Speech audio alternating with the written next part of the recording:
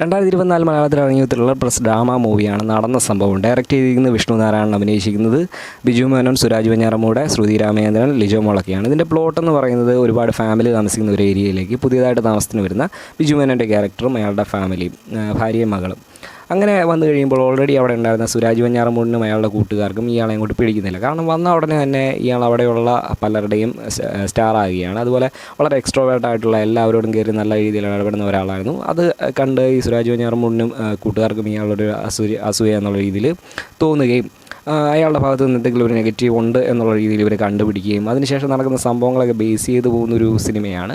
എനിക്ക് സിനിമ വർക്കായി. പക്ഷേ എല്ലാവർക്കും വർക്കാവുമെന്ന് ചോദിച്ചു കഴിഞ്ഞാൽ, ഇഷ്ടപ്പെടുമെന്ന് ചോദിച്ചു കഴിഞ്ഞാൽ പറയാൻ പറ്റത്തില്ല. കാരണം ഓരോരുത്തരുടെ പെർസ്പെക്റ്റീവ് അനുസരിച്ച് ഈ സിനിമയുടെ ഇത് മാറിക്കൊണ്ടിരിക്കും. കാരണം ഒരു ക്യാരക്ടർ കൊടുക്കുമ്പോഴത്തേക്ക് അയാളുടെ നെഗറ്റീവ് ഷെയ്ഡും ആണെന്ന് നമ്മൾ തോന്നുന്ന രീതിയിൽ, അല്ലെങ്കിൽ അയാൾ ശരിക്കും നെഗറ്റീവ് ഷെയ്ഡായിരിക്കും. ഇതൊക്കെ നടക്കുന്ന സംഭവങ്ങളാണോ, ഇത് ശരിയാണോ എന്നുള്ള രീതിയിൽ ഈ സിനിമയിൽ ചോദിക്കാൻ ചാൻസ് ഉണ്ട്. കാരണം അങ്ങനത്തെ ഒരു കൺസെപ്റ്റാണ് ഇതിൽ പറഞ്ഞിരിക്കുന്നത്. സിനിമ എനിക്ക് ഓക്കെ ആയിട്ട് തോന്നി. എല്ലാവർക്കും ഇഷ്ടപ്പെടുമെന്ന് അറിയത്തില്ല. കാണാൻ താല്പര്യമുള്ളവർക്ക് കണ്ടു നോക്കാം. കണ്ടവരുണ്ടെങ്കിൽ ഒന്ന് കമൻറ്റ് ചെയ്യും.